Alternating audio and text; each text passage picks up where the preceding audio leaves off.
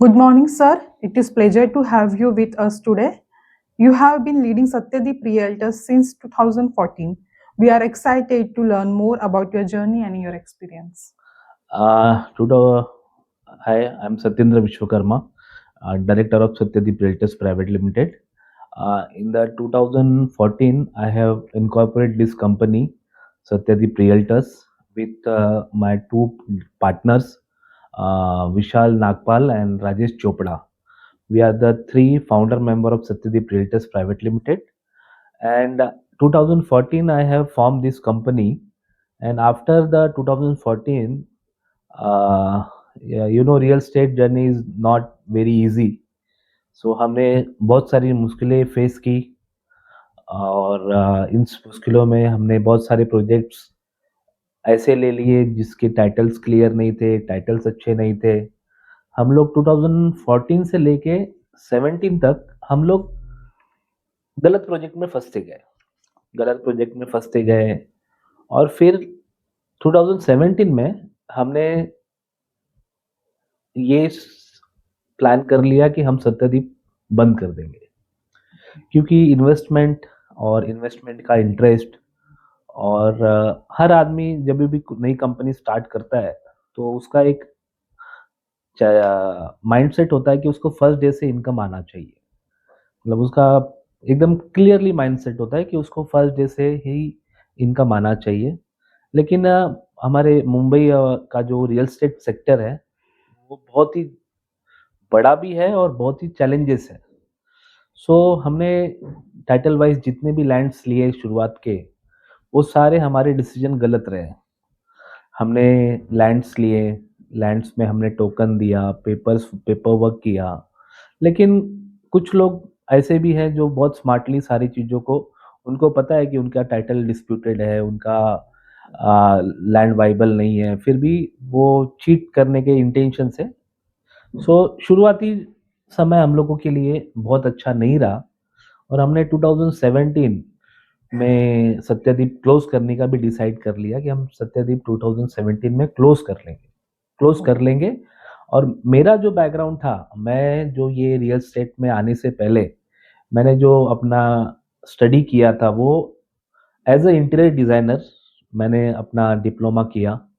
Diploma करके मैंने, struggle तो हर आदमी के लाइफ में होता है, स्ट्रगल बिगर कोई आदमी आदमी नहीं बन सकता. तो हमने भी स्ट्रगल किया और स्ट्रगल करके 2014 तक हमने 10-12 करोड़ रुपए मार्केट में हमने अपना इन्वेस्ट कर दिया. लेकिन मार्केट कंडीशंस और हमारी जो एक्सपर्टीज थी और हमारी जो नॉलेज थे वो हमारे फेवर में नहीं गए, जिससे बहुत सारे चैलेंजेस हमारे लाइफ में आई. फिर नोटबंदी के बाद हमने नोटबंदी और 17 तक हमने सत्यदीप को क्लोज करने का डिसाइड कर लिया. फिर हमारे पार्टनर्स ऑटोमेटिकली बैकफुट पे जाने लगे.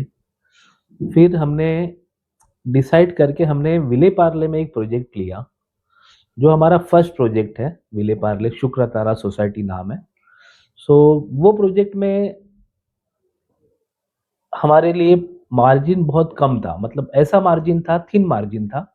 लेकिन हमको ये था कि हम बॉम्बे में अगर जब तक हमारा कोई प्रोजेक्ट डिलीवर नहीं करेंगे तो हमको लोग नहीं मिलेंगे, लोग हमारे ऊपर भरोसा नहीं करेंगे, क्योंकि रीडेवलपमेंट एक ऐसी अ, व्यवस्था, ऐसा अरेंजमेंट है कि इसमें आपको वहाँ के टेनेंट्स, वहाँ के सोसाइटी मेंबर्स, वहाँ के लोग, सबको कॉन्फिडेंस में लेके आपको काम करना है.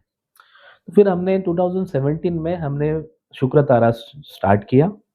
और स्टार्ट करने के बाद स्लोली स्लोली स्लोली, अब सारी चीज़ें मेरे लिए नई थी बिकॉज मैं इंटीरियर बैकग्राउंड से आया था. तो हमने हरिओम डेवलपर करके विले पार्ले के, उनके साथ हमने जॉइंट वेंचर किया था. जॉइंट वेंचर करने के बाद उन्होंने भी हमको वही प्रोजेक्ट दिया जिसमें प्रॉफिट कम था और लॉस के चांसेस बहुत ज़्यादा थे. तो हमने उसमें संघर्ष करते करते हमने उसको कंप्लीट किया. कंप्लीट करके पैरेलली ये हमारा एक प्रोजेक्ट है श्री संदेश हाइट, थाना वर्तक नगर. तो हमने वो एक्विजिशन किया. वो एक्विजिशन करने के बाद उस समय मेरी चीज़ें, मेरे वैसे चल रही थी, जैसा मैं चाह रहा था वैसे चल रही थी। तो हमने बहुत ही स्ट्रांगली उस प्रोजेक्ट को स्टार्ट किया, हमारी टीम बहुत अच्छी हमारी टीम थी, हमने प्रोजेक्ट स्टार्ट किया। प्रोजेक्ट स्टार्ट करके एक रियल एस्टेट में कंस्ट्रक्शन के लिए जो चैलेंजेस आते हैं, वो सारे चैलेंजेस हमने फेस किए। हमारे टीम मेंबर, हमारे अमर सिंह, हमारे जीतू, मनोहर, हमारी जयश्री मैडम, ये सब हमारे फाउंडर मेंबर और हमारे साथ शुरुआत से हमारे साथ थे। हमने उस सारे चैलेंजेस को पार करते हुए 30 स्टोरी 25 स्टोरी हमने रिकॉर्ड टाइम में बना दिया। That's good. रिकॉर्ड टाइम में हमने 25 स्टोरी बनाया। अब हमारे पास वहाँ क्या था कि हम वहाँ पर फर्स्ट डेवलपर नहीं थे। हमने वो प्रोजेक्ट किसी से टेक ओवर किया था। तो उस आदमी ने इतना प्रोजेक्ट पे लिटिगेशन, इतना अनऑर्गेनाइज्ड वे से काम किया था, हमको उस चीज़ों को क्लियर करने में बहुत टाइम चला गया। और उसके बाद रेरा आ गया। अगर आप लोग देखेंगे 2018 में रेरा इन कंपल्सरी कर दिया गया कि हर प्रोजेक्ट्स को रेरा कंपल्सरी करना है। फिर हमने 6 महीना वापस स्ट्रगल किया, फिर हमने रेरा रजिस्टर्ड किया। फिर रेरा रजिस्ट्रेशन के बाद हमारे जब हमने जिनसे प्रोजेक्ट लिया था, तो हमारे ऊपर के हमारी टोटल बिल्डिंग स्ट्रेंथ थी 32 स्टोरी, कि ये प्रोजेक्ट 32 स्टोरी बनना चाहता था। लेकिन किस कारण से वो एफएसआई हमको टाइम पे नहीं मिला, तो हमारा वो 2 ढाई साल प्रोजेक्ट बिकॉज़ ऑफ 5 फ्लोर हमारा वो प्रोजेक्ट डिले हो गया। सो हमने वो प्रोजेक्ट अब 99% 95% हम कंप्लीशन पे हैं। इस सितंबर में हम उसको हैंडओवर कर रहे हैं। पैरेलली मैंने एक प्रोजेक्ट लिया कुर्ला नेहरू नगर में। वो प्रोजेक्ट हमारा हिट प्रोजेक्ट रहा। हमने फिर धीरे-धीरे हमारी प्रोफ़ाइल बैंकिंग की तरफ गई। बैंकों ने हमारे ऊपर भरोसा किया, हमको कंस्ट्रक्शन फाइनेंस दिया। तो अब जाके हमारा ग्रुप वेल सेटल्ड ग्रुप है। Okay. अब मैं राजेश चोपड़ा जी ने मेरे पर बहुत भरोसा किया। मतलब एक नए लड़के के लिए और कोई रिलेशन नहीं, ना हम कभी फैमिली में फ्रेंड हैं, ना हम एक दूसरे को कहीं जानते हैं, कभी जानते हैं। राजेश चोपड़ा जी ने मेरा हर एंगल से सपोर्ट किया, फाइनेंशियली। माइंड जब डिस्टर्ब होता है ना, रियल एस्टेट में क्या है, हर दिन एक चैलेंज आते हैं। एक दिन कुछ अलग चैलेंज आता है, दूसरे दिन जैसे उठो, कभी स्टील वाले ने माल नहीं भेजा, कभी लेबर ने काम बंद कर दिया, कभी लोकल इश्यूज हो गए, बहुत सारे चैलेंजेस है। लेकिन राजेश चोपड़ा जी ने एक फादर की तरह मेरे को सारी चीजें गाइड की। तो उनसे मैं जब भी बात करता, तो एक पॉजिटिव एनर्जी रहती। और इन सब के पीछे मेरी फैमिली, जो मेरे साथ बहुत अच्छे स्ट्रांगली खड़ी रही। उन्होंने बोला जो आपको करना है। और मेरे पापा एक कॉन्ट्रैक्टर है, और उन्होंने लाइफ में बहुत स्ट्रगल करके मेरे को इस वे तक पहुंचाया कि चीजें आप छोड़ के भाग नहीं सकते, आपको डिलीवर करना ही है। आप उसको फेस करो, आप उससे लड़ो। श- मतलब आप अगर बोलोगे कि एक संघर्ष करने की चीजें, मेरे पापा ने सारी चीजें मुझे सिखाई। और वो सीख के आज मैं इस पोजीशन पे हूँ कि हम 2 प्रोजेक्ट डिलीवर कर रहे हैं, और इस ईयर में 2 प्रोजेक्ट डिलीवर कर रहे हैं। और मेरा टारगेट है कि इस ईयर में ही हम 2 प्रोजेक्ट और स्टार्ट करें। Okay. Great. तो ये बेसिक ऑफ सत्यादीप है। इंटरनली डीप बहुत है, अगर मैं बात करने जाऊँगा तो Yes. बहुत सारी चीज़ें हैं, क्योंकि हमने 2014 से जब से सत्यादीप फॉर्म की है, तो गवर्नमेंट वाइज़ इतने चेंजेस हुए हैं। नोटबंदी, जीएसटी, रेरा, फिर सब चीज़ों से निकले, कोविड आ गया। Right. कोविड को हमने फेस करते हुए फिर वापस, अब क्या होता है, हम इतनी बार रनवे पे गए, लास्ट एंड पे जाके हमको टेक ऑफ करने को मिला ही नहीं। हम रनवे पे भागते ही रहे। तो अब सत्यदीप की स्थिति अच्छी है, और हमारे पास अच्छे इन्वेस्टर्स भी हैं, हमारी टीम्स भी बहुत अच्छी है। अब हम सत्यदीप को एक अच्छे पोजीशन पे देख रहे हैं, Yes. जिससे ठीक है, पैसा कमाना ही सब कुछ नहीं है। हमारे लिए मार्केट में एक अपना प्रेजेंस हमको दिख रहा है कि हम मार्केट में अपना बेंचमार्क सेट कर सकते हैं। और इस सब के लिए जो सबसे ज़्यादा ज़रूरी है वो है टीम वर्क। अगर आपके पास अच्छी टीम है, तो ही आप काम कर सकते हो। ये लाला वाला सिस्टम अब खत्म हो गया कि एक आदमी ही दुकान चलाएगा, एक आदमी ही परचेज़ करेगा, एक आदमी ही सेल करेगा। तो वन मैन शो वाली जो पैटर्न थी वो खत्म हो गई। अब आपको टीम वर्क के साथ काम करना है, एक डिसिप्लिन में काम करना है और इस डिसिप्लिन में अगर आप काम करोगे तो देखो सक्सेस आपको मिलनी ही मिलनी है। सक्सेस का कोई शॉर्टकट नहीं है। सक्सेस के लिए आपको रनवे पे भागना है, धक्के खाने हैं, गिरना है, उठना है, फिर गिरना है, फिर उठना है। तो एक सक्सेसफुल प्रोजेक्ट आपकी लाइफ चेंज कर देगा। सो अब मेरी अच्छी टीम है, आप भी हमारी टीम के अच्छे मेंबर हो, हमारे एचआर अच्छी टीम है, हमारे फिर जब मैंने सारी चीज़ों से मैं थक गया, मैंने देखा कि सब मेस्ड पड़ा है, सब खत्म होने वाला है, फिर मैंने सारी चीज़ों को एक सिस्टम में लाना चाहा। फिर मैंने सुना कि हम एप्पल वाली कंपनी ने बाबा नीम करोली जी के दर्शन किए, फिर वो सिस्टम में आ गया। तो ऐसे बहुत सारे लोगों से हमने नीम करोली बाबा का नाम सुना। तो बाबा का नाम सुन के मेरे भी अंदर मन में आया कि यार हम भी गुरु को फॉलोअर है। मेरे पापा जो है वो जय गुरुदेव महाराज को फॉलो करते हैं। मेरे जो पार्टनर हैं वो राधा स्वामी को फॉलो करते हैं और इन सभी ने हमेशा मुझे एक रास्ता दिखा के हाथ पकड़ के वहां तक ले गए। तो मुझे भी नीम करोली महाराज जी का एक आकर्षण मेरे अंदर आते गया। मैं नीम करोली बाबा गया और मन में बहुत सारे क्वेश्चंस थे कि मैं क्या करूंगा, मैं कैसे करूंगा। मतलब इतने क्वेश्चंस थे कि मैं कैसे काम करूंगा, क्या करूंगा। अब मेरा एज इतना ज़्यादा नहीं है, मैं अभी 36 ईयर एज का हूँ। तो नेचुरली हर नई चीज़ करने की इच्छा होती है कि ये नई चीज़ है, ये करनी चाहिए, ये नई चीज़ है, ये करनी चाहिए। तो मन एक जगह रुकता नहीं था। कल कोई प्रोजेक्ट लाया, मैंने उसको 25 लाख का चेक दे दिया, चल बैठो कर, मैं ये भी करूँगा। तो मैं बाबा नीम करोली गया, महाराज जी के यहाँ दर्शन किया। आने के बाद है ना, मेरे को एक फ़ोन आया। राजीव मित्तल जी नाम था उनका, दिल्ली के प्रॉपर्टी कंसल्टेंट हैं। तो मैंने जो-जो सवाल नीम करोली महाराज जी के पास रखा था, वो सारे सवालों का जवाब वो मित्तल जी ने मेरे को दे दिया। जो-जो मैंने पॉइंट्स अपने दिमाग में रखे थे, रिटर्न में दर्शन करके दिल्ली एयरपोर्ट पहुँचने तक मेरे को सारे जवाब मिल गए थे। तो मैंने क्या किया, सबसे पहले मैंने बोला अगर मुझे अच्छा काम करना है, तो मेरा एचआर बहुत अच्छा होना चाहिए। कि मैं अगर अच्छा कैंडिडेट हायर ही नहीं कर सकता, अच्छा कैंडिडेट अपने टीम में रख ही नहीं सकता, तो मैं कैसे काम करूँगा? कल मैं स्पिनर को बोलूँगा जा भाई तू ओपनिंग कर, वो तो स्पिनर है। वो क्या करेगा, वो आएगा, वो बेचारा बोलेगा ठीक है बॉस आपने बोला था तो मैंने ओपनिंग कर दी, लेकिन उसको बैटिंग ही नहीं आती।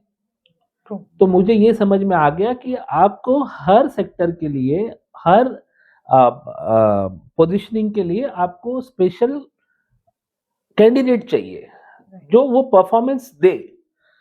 हमारे यहाँ ऐसा नहीं होता। रियल एस्टेट में जैसे मैंने सारी कंपनी लोगों को देखा है, सारा काम खुद करते हैं, परचेज़ खुद करते हैं, एक्विजिशन खुद करते हैं, सेल खुद करते हैं, लाइज़निंग खुद करते हैं। तो ये सारी खुद करने वाली चीज़ों को मैंने फिर धीरे-धीरे सिस्टमैटिक करके डिपार्टमेंट वाइज़ शिफ्ट की। और डिपार्टमेंट्स बनाते-बनाते अब मेरी टीम अच्छी है, मेरा विज़न अच्छा है और मेरे जो पार्टनर्स हैं, जो मेरे पार्टनर्स मेरे साथ जैसे मैंने राजेश चोपड़ा जी बताया, उसके बाद मेरे साथ एक नए पार्टनर और इंट्रोड्यूस हुए अमित चतुर्वेदी। तो अब हम 3 पार्टनर्स हैं। अब विज़न हमारे पास है, हम प्रोजेक्ट्स के लिए जब अब जहाँ जा रहे हैं, हमारा कॉन्फिडेंस लेवल अच्छा है, लोग भी हम पे भरोसा कर रहे हैं। तो ये सत्यदीप की जर्नी और ओके। इस सारी जर्नी में बहुत सारे रोलर कोस्टर राइड्स मैंने किए। Right. नोटबंदी में बहुत ज़्यादा किया, फिर जीएसटी एरा में और ज़्यादा किया, फिर कोविड में तो हम अपने आप को ख़त्म ही समझ चुके थे। मैं खुद 2 बार कोविड पॉज़िटिव हुआ था। तो ऐसी चीज़ें हो गई थी कि सारी चीज़ें ख़त्म, लेकिन ऊपर वाले ने सारी प्लानिंग को अपने हिसाब से रिवाइव किया और रिवाइव करके सब चीज़ों को एक प्लेटफ़ॉर्म में लाया। अब हम हमने जो मेरी वो चंचलता थी, जो मैं यहाँ-वहाँ कूदता था, कभी गोवा चला जाता, कभी दिल्ली चला जाता, कल किसी ने बोला दुबई में प्रॉफ़िट अच्छा है तो हमने दु फ्लाइट की टिकट निकाल के दुबई पहुँच गए। कल किसी ने बोला कि नहीं भाई दिल्ली में काम अच्छा है, तो हम दिल्ली चले गए। तो वो सारी चीज़ों को मैं बंद करके मुंबई पे मैंने फ़ोकस चालू किया और Yes. उस दिन से मैं मतलब महीने में मैं 3 से 4 बार फ्लाई करता था। अब मेरी फ्लाइट की टाइम खाली 1-2 बार अगर मैं कभी हमारी कुलदेवी है विंध्याचल वहाँ जाता हूँ या कहीं दिल्ली मेरे पार्टनरों के साथ जाता हूँ ना मैंने पूरी ट्रैवलिंग और सब बंद कर दी। तो सत्यदीप की बहुत लंबी स्टोरी है Okay. और बहुत बड़ी चीज़ें हैं। तो Yes. ये मैंने आपको शॉर्ट में बताया। Yes. तो ये है about Satyadeep. So inspirational journey we heard about you. Yes. We'll move ahead with our second question. Can you please talk about some of your projects you have successfully completed so far? मेरा successfully project है Vile Parle शुक्रधारा society. Okay. तो ये project में अ, मैं मेरा first project था तो मेरे लिए बहुत चैलेंजिंग था ये प्रोजेक्ट। सो मैं भी हम विश्वकर्माज़ हैं हमारे बाप-दादा से हमने सबने काम किया हुआ है। मेरे पापा ने मेरे को काम करना सिखाया है। तो हम लोग काम ही करते हैं। मतलब हम ग्राउंड पे उतर के मेरे पापा तो आज भी अगर उनको कोई काम दे दो, तो खुद उतर के करने लगते हैं कि भाई मैं करूँगा। तो हमने जब ये प्रोजेक्ट लिया, तो हमको नहीं पता था कि इसमें बेसमेंट जाना है। Okay. तो हमारे को लगा बहुत ईज़ी है बेसमेंट बनाना क्या है। ए, खड्डा मारा, बेसमेंट बन गया और फिर काम कर दिया। लेकिन बेसमेंट मारने के लिए हमारी वो 3 माले की 3 फ्लोर की बिल्डिंग थी और हम जब खड्डा मारने गए तो हमको साल भर एक्सकवेशन करने में ही लग गया। Okay. तो हमारा कैलकुलेशन था कि हम 2 ढाई साल में प्रोजेक्ट कंप्लीट कर देंगे। लेकिन जब हम एक्सकवेशन करने गए, तो हमारे आरसीसी कंसल्टेंट है, उन्होंने पहले क्या स्टडी किया, क्या नहीं किया, कुछ पता नहीं। लेकिन उन्होंने क्या किया, खड्डे में ही हमको 12 महीना से 15 महीना लग गया बाहर आने के लिए। तो अब वो पार्ट्स ऑफ एक्सपीरियंस था। तो अब हम कोई भी प्रोजेक्ट को टाइमलाइन कैलकुलेट करने के लिए हम पहले उसका सॉइल टेस्ट कराएँगे, आरसीसी कंसल्टेंट से ओपिनियन लेंगे और फिर टाइमलाइन बनाएँगे। तो उस प्रोजेक्ट वो मेरे लिए बड़ा टास्क भी था और उस प्रोजेक्ट ने मेरे को सारी चीज़ें सिखा दी कि पाइलिंग क्या होता है, एक्सकवेशन क्या होता है, बाजू के प्लॉट के लिए क्या सेफ्टी करनी है, आपके प्रोजेक्ट में ट्री है तो क्या सेफ्टी करनी है। तो वो शुक्रधारा मेरे लिए उसका बेसमेंट मेरे लिए बहुत बहुत बड़ा टास्क था। लेकिन ठीक है, वो भी मैंने कंप्लीट किया। फिर मैंने मेरा जो श्री संदेश हाइट प्रोजेक्ट है थाना वर्तक नगर, वो भी मेरे लिए बहुत चैलेंजिंग रहा क्योंकि उस टाइम मैं एज थे मेरी 27-26 और हमारे पास है इंजीनियर है अमर सिंह भी मेरे से 1-2 साल छोटा है। तो हम दोनों यंग और हमने 30 माले बिल्डिंग बनाने का चैलेंज ले लिया कि हम 30 माला बनाएँगे। अब उस 30 माले के लिए अमर हमारे साथ एक बहुत अच्छी बात है, हमारी जो टीम है ना, मतलब वो मेरी एनर्जी को देख के या मेरे कॉन्फिडेंस को देख के वो भी खड़ी हो जाती है, हाँ सर, हम करेंगे, हम आपके साथ हैं, हम भी इस चीज़ों पे आगे बढ़ेंगे। तो हमने रिकॉर्ड ब्रेक टाइम में स्लैब्स पूरे किए। मतलब जनरली आप अगर कंस्ट्रक्शन समझते होंगे, तो जनरली कंस्ट्रक्शन में क्या है, एक स्लैब 15 से 18 दिन में भरता है। Okay. अगर एक स्लैब 6-7 हज़ार फुट का है, तो 15 से 18 दिन में भरता है। तो हमने और अमर ने क्या फ़ॉर्मूला बनाया था, हमने अ, एक स्लैब को 11 दिन में हम भरते थे। Okay. तो हमने सारे कॉन्ट्रैक्टर को इंसेंटिव, सारे लेबर्स को बिरयानी, हर हर स्लैब पे बिरयानी, एक ऐसा फ़ॉर्मूला सेट किया और आज वो हमारे इधर फिक्स है। हमारे यहाँ अगर स्लैब भर रहा है तो पूरे उस लोकेशन में पता चल गया है कि आज ये स्लैब भरे और यहाँ आज बिरयानी मिलने वाली है। तो वो उस एंगल से आस-पास की भी लेबर आके हमारे पास और एंजॉय करते कि हाँ आज यहाँ स्लैब भरा है। तो चैलेंजेस थाना में मुझे बहुत आया बिकॉज ऑफ वो ऊपर के फ्लोर्स नहीं आए और फिर कोविड आ गया। लेकिन इन सब से जो मुझे अच्छी चीजें मिली वो मेरे यहाँ के सोसाइटी मेंबर्स, ओके, यहाँ के जो सोसाइटी मेंबर्स हैं, तो एक 25-26 साल के लड़के के ऊपर आप कितना भरोसा कर सकते हो। राइट, लेकिन उन्होंने मेरे ऊपर भरोसा किया और बेचारों ने अपना घर दे के मेरे ऊपर भरोसा करके प्लॉट खाली कराया, मेरे को अपना पोजीशन दिया और फिर पोजीशन देने के बाद डे टू डे वो मेरे साथ है। श्री संदेश हाइट में हमारी कमिटी मेंबर है संतो संतोष सावंत और साबले साहब और 2-3 लोग हैं, मैं पूरा नाम नहीं ले पाऊंगा। इन्होंने इतना अच्छा कॉपरेशन किया बेचारों ने, मतलब, और इससे ज़्यादा अच्छे मुझे बायर मिले। ओके, मतलब आप देखिए सबसे बड़ा टास्क क्या होता है कि देखो बिल्डिंग हर आदमी बना सकता है, ऐसा सब समझते हैं कि भाई मैं तो बना लूँगा, मैं तो बना लूँगा।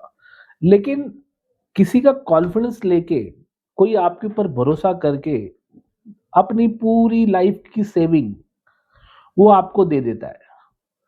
और बेचारा अब देखिए मैं किसी का ऐसा नहीं बोलूँगा कि मैंने जानबूझ के ये प्रोजेक्ट डिले किया या जानबूझ के हुआ, लेकिन लोगों ने मेरे ऊपर भरोसा रखा।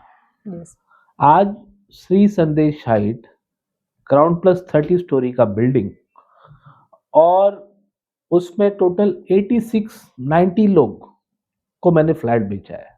ओह, 90 लोग में से आज मेरे साथ 86-87 लोग मेरे साथ हैं कि सत्येंद्र जी आप प्रोजेक्ट पूरा करिए, हम आपके साथ हैं। इससे कॉन्फिडेंस और ज्यादा आता है। यस, फिर हमारे हमारी जो दूसरा प्रोजेक्ट है हरेश्वर प्राइड सौभाग्य सोसाइटी, वहां के हमारे सेक्रेटरी है महेंद्र नार्वेकर। तो ये महाराष्ट्र के इस टाइप के लोग हैं कि इन्होंने मेरे को ये सिखा दिया कि अगर मराठी आदमी आपको ऊपर भरोसा करेगा तो आपको कभी वो छोड़ेगा नहीं और आपको ऐसे पकड़ के रखेगा कि भाई आप उसके फैमिली मेंबर हो। यस, वो फैमिली मेंबर जैसे आपको ट्रीट करेगा और आपको बहुत बड़ा एक्सपोजर देगा, बहुत कुछ सपोर्ट करेगा। ये मेरी दो जो बिल्डिंग है, ये सिर्फ और सिर्फ वहाँ के टेनेंट्स और हमारे बायर्स की वजह से ये प्रोजेक्ट अभी ये तक ये स्टेज पे पहुंचा है। अगर उनका कॉर्पोरेशन नहीं होता तो ये सारी चीजें पॉसिबल नहीं होती। ओके. या सो महाराष्ट्रात जसं तुम्ही आता मला म्हणालात की मराठी माणसांनी तुम्हाला इन्स्पायर केला. सो त्या लोकांसाठी त्या टायमाला त्यांनी तुमच्यावरती ट्रस्ट ठेवला. सो त्यांच्यासाठी 2 शब्द काय बोलाल तुम्ही? बघा मला एवढंच म्हणायचं आहे की महाराष्ट्रामध्ये लोक एकदम सिंपल आहेत आणि ते आपल्या हिशोबाने बिचारे जगतात. म्हणजे त्यांचं ना कॅल्क्युलेशन एकदम फिक्स आहे राइट. की मला या टायमावर ऑफिस जायचंय, या टायमावर घरी यायचंय, या टायमाला फॅमिलीला घेऊन फिरायला जायचंय. तर ते म्हणजे महाराष्ट्रीय लोक आहेत ना एकदम सेटल्ड आहेत. त्यांना ना तुम्ही त्यांच्या कामात तुम्ही त्यांना कमी आखू नाही शकत की ते कमी आहेत. राइट. ते एकदम परफेक्ट आहेत. येस. आणि त्यांना मला जे द्यायचे आहे, मला जे त्यांच्यासाठी करायचं आहे एवढंच आहे, हं. की त्यांना मी एक चांगलं घर देऊ, राइट. एक क्वालिटी घर देऊ. आणि बघा याच्या घरमध्ये काय मी तर 3 वर्षात, 5 वर्षात हा प्रोजेक्ट कंप्लीट करून निघून जाणार. राइट. पण ते 50 वर्षी, 60 वर्षी ते त्या घरात राहणार आहेत. राइट. आणि त्यांचे खूप स्वप्ने आहेत, की आमचं घर असं बनवायचं, आमचं घर तसं बनवायचं. तर मी जेव्हा इंटिरियरमध्ये होतो, इंटिरियर डिझायनिंगचं काम करत होतो, तर येस. तेव्हा मी बघितलं, की घरासाठी लोक काही पण करू शकतात. माझं घर असा, माझा इंटिरियर असा पाहिजे, माझा बेडरूम असा पाहिजे. तर मी त्यांना एवढं मोठं तर नाही, की मी त्यांना हे सांगू, की तुम्ही असं राहिलं पाहिजे. पण त्यांची जी अपेक्षा माझ्यासाठी आहे, Yes. की बाबा सत्येंद्र, तू आम्हाला हे करून दे. तर मी फक्त ते पूर्ण करण्याचं Yes. हे करणार, की बाबा माझ्यावर ज्या लोकांनी कॉन्फिडन्स दाखवलाय, भरोसा केलाय, Yes. तो मी 100% कसा पूर्ण करू शकतो, हं. ते मला करायचंय. आणि बघा मी मराठी शाळेमध्ये शिकलो Okay. आणि माझे फ्रेंड सर्कल पण मराठीच आहेत आणि जे पण मी महाराष्ट्रामध्ये बघितलं, तर Okay. माझ्यासाठी मराठी म्हणजे मी काय 2 किंवा 3 वर्षाचा होता, तर मी महाराष्ट्रामध्ये आलो होतो. Okay. माझे पप्पा घेऊन आले होते. पप्पा 30-35 वर्षापासून पहिलेपासून मुंबईला राहतात. तर आणून इकडे काय आहे, की मी जेव्हा रिअल इस्टेटमध्ये आलो, हं. तर महाराष्ट्राचे लोकं आणि माझे सोसायटीचे लोकं, महाराष्ट्राचं एकदा जाऊ द्या, माझे सोसायटीचे जे महाराष्ट्रीयन्स आहेत, तर त्यांचा माझ्यावरती जो भरोसा आहे, म्हणजे आता आम्ही किचनची प्लॅटफॉर्म लावतोय, Okay. Kitchen counter. तर त्यासाठी मी सॅम्पल बनवलाय, की बाबा साहेब मी हे सॅम्पल बनवलाय. तर बिचारे ते म्हणताय सत्येन, पाहिजे तर ना ₹200 ₹500 कमी असेल ना फुटामागे आमच्याकडून घे. पण आम्हाला जे आवडीचं पत्थर आहे ते लावून दे. मी म्हटलं साहेब तुम्हाला जे पाहिजे ते तुम्ही राहणार आहे आणि मला काय मटेरियल फ्रीमध्ये नाही भेटत आहे. मला पैसे देऊनच आणायचंय. माझ्यासाठी काय असं नाही की माझी स्वतःची क्वेरी आहे आणि मला फ्रीमध्ये भेटतं. तुम्ही जे सांगणार आणि Okay. हे सर्व करताना ते खूप धार्मिक आहे. Okay. देवासाठी आता तुम्ही गणपती आता मला चॅलेंज आता आहे माझ्याकडे. माझा जो ठाण्याचा प्रोजेक्ट आहे. हं, हं. त्याच्यामध्ये मला चॅलेंज असं आहे, की तिकडे मला गणपती बसवायचा आहे. Okay. आणि गणपतीमध्ये त्यांना हे महाराष्ट्र म्हणजे गणपती बाप्पा नंबर 1.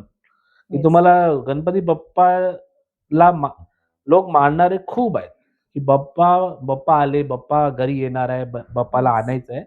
तर महाराष्ट्रासाठी मी एवढं जास्त काही नाही बोलू शकत. पण मराठी माणसं जे मला भेटले आहेत Okay. आणि मी ज्यांच्याबरोबर राहिलो आहे, हं, ज्यांच्याबरोबर काम केलंय, तर मला अप्रतिम लोक भेटलेत. म्हणजे Okay. नंबर 100 पैकी जर तुम्ही मला म्हणाले, तर 100 पैकी मी 200 नंबर देऊ शकतो, Okay. Great. की असे लोकं भेटले मला. Okay. Okay. So basically sir जे आपले रिअलिटर्समध्ये बिल्डर्स असतात ते आउट ऑफ मुंबईमध्ये जास्त प्रोजेक्ट बघतात करायला. सो तुमचा काय प्लॅन आहे नेक्स्ट 5 इयर्समध्ये मराठी लोक म्हणजे मुंबईमध्ये राहून मराठी लोकांसाठी जसं त्यांनी तुम्हाला इन्स्पायर केलं तसं त्यांच्यासाठी अजून तुम्ही प्रोजेक्ट्स ट्राय करणार आहात का? नाही, मुंबईमध्ये? बघा मी 10 वर्ष मी या फील्डमध्ये राहून आता ओके. मी शिकलोय, की कसं काम करायचंय. ओके. पैसे मी नाही कमवले, पण मी शिकलोय, की मी कसं काम करायचंय. तर मी आता आपली बाउंड्री ठाणेपर्यंत मर्यादित केली आहे, की ओके. मी ठाणेपर्यंतच काम करणार. ठीक आहे. जर मला पुढे काय पनवेल एअरपोर्टच्या डेव्हलपमेंटच्या आजूबाजूला काय अपॉर्च्युनिटी भेटेल, तर ओके. तेव्हा मी तिकडे बघणार. नाहीतर मी मुंबईमध्ये एकदम मुलुंड, ठाणे, ओके. घाटकोपर, दादर या लोकेशनमध्ये मी पुढे काम करणार आहे. ठीक आहे. So next question. Redevelopment with lack of space today is a new way forward for a real estate company. What will you say about this? बघा मुंबईमध्ये खूप जास्ती काही जागा आहे नाही. Okay. आता जी पर्याय आहे ते फक्त रिडेव्हलपमेंटच आहेत. Right. तर रिडेव्हलपमेंटमध्ये बघा काय बरेचसे ऑप्शन्स आहेत, Okay. की तुम्ही रिडेव्हलपमेंट सोसायटी बरोबर करा किंवा त्यांना तुम्ही आता बँकेने खूप ऑप्शन्स दिले आहे, Right. की तुम्ही सेल्फ रिडेव्हलपमेंट करा. त्यांच्याबरोबर पी-एम-सी जाऊन सोबत जॉइंट करून तुम्ही रिडेव्हलपमेंट करा. तर मला असं वाटतंय, की मुंबईमध्ये पुरेसा माझा जो वय आहे आता Okay. 37 Okay. तो माझ्यासाठी आता हे मुंबईमध्ये पुरेसं काम आहे. तर मी तर मुंबई बाहेर जायचा माझा काही प्लॅन नाही आहे. Okay. So, what makes redevelopment project successful, and how do you plan execution when you take up redevelopment project? बघा redevelopment project is very difficult some days if you don't have any proper teamwork Correct. or proper source of fund. Okay. So you don't want to start any redevelopment project because right now market condition is very difficult. Yes. Easily when I started Sri Sandesh Height, Uh, within 3 to 6 months, I have booked 50 apartments. Great. So that time is very different. Now you have to prove yourself. You have to build monthly 2 slabs, Oh, and all customers come and see what is the update, what is the status of construction not stopped for any reasons. mhm. So right now redevelopment is very systematic planning Okay. and very positive also. If you are doing your work on time, your timeline is very punctual, so we'll get good quality customer and you will complete your project within the Okay. tenure Okay. what you decide. And right now it's after rera come is very simple to do work, Yes. and nowadays bank are very aggressive to do project funding, construction, and everything. True. So re- right now redevelopment is very easier Okay. if you are doing everything, your planning perfect, your sales strategy perfect, your construction strategy perfect, so you do very good project and very less time. Right. Okay. So next question. It is difficult to manage expectation of the residents versus commercial viability. How do you do it? No, it's not difficult to manage residential and commercial. Okay. Is all about working what you are showing your interest with society. Okay. If you see, if I'll give more offer, for example, the project feasible, so builder give anything to society and fulfill his commitment. So for redevelopment, commercial and residential is not very big task. Okay. You have to negotiate very well with society and everyone. Everyone. Yeah. Okay. So very last question. What's next at Satyadip Realtors? It's a very क्या बोल सकते हैं, बहुत बड़ा आसमान है ये Okay. और बहुत बड़ा एम्पायर है. Yes. तो इसके लिए मैं सत्यदीप को तो बहुत बड़ा देख सकता हूँ कि मैं इसको आईपीओ तक ले जाऊं. Okay. लेकिन आज आज जो चीजें जरूरी है Yes. कि एक अच्छी टीम वर्क, एक अच्छा क्वालिटी ऑफ कंस्ट्रक्शन और मार्केट में अपना नाम Okay. बनाना ही एक फर्स्ट स्टेप है हमारे लिए. Okay. और स्लोली देखिए रियल एस्टेट के लिए बहुत बड़ा फ्यूचर है. Okay. जब मैंने रियल एस्टेट के लिए इंटीरियर डिजाइनिंग से टर्न किया था, Yes. उस टाइम मैंने देखा कि रियल एस्टेट बहुत बड़ा प्लेटफॉर्म है और ये मेरे लिए बहुत इजी था, क्योंकि एज ए इंटीरियर डिजाइनर मैंने जो भी काम किए Mhm. वो यही था, सीमेंट, रेती, स्टील, सलिया, यही सब काम करता था, तो मेरे लिए बहुत इजी था. तो नेक्स्ट सत्यदीप का जो विजन है वो बहुत सिंपल है कि हम अब अपने आप को स्लोली स्लोली सिस्टमैटिक करेंगे Okay. और सिस्टमैटिक सिस्टम से आते आते आते आते हम Okay. आईपीओ तक सत्यदीप को ले जाएंगे. Okay, great. So, thank you, sir, for sharing your valuable Thank you. insights and experience with us. It was a very pleasure learning about your journey, leadership, philosophy. We truly appreciate your time and guidance. Wishing you continued success and many more achievements. Thank Thank you, you. madam. Thank you. Thank you, sir. Thank you. Thank you.